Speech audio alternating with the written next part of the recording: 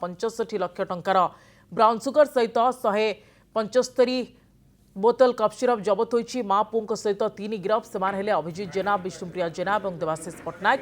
आज आदर्श थाना अंतर्गत सुंदरासाई अंचल में पुलिस टीम एक बड़ धरर चढ़ाऊ कर 650 ग्राम ब्राउन सुगर जबत कर 175 बोतल कप सिरप, पैकिंग जरी, यंत्र, ओजन मेसीन, 3टी मोबाइल जबत होईछि। वर्षक मध्य खोर्धारू 5 कोटी टंकार ड्रग्स जबत होइतिबा डीआईजी सत्यजित नायक सूचना दैछन्ति। खोर्धा जिले में निशा कारबार संपूर्ण बंद करने ड्राइव चलुथिबा एसपी सूचना दैछन्ति।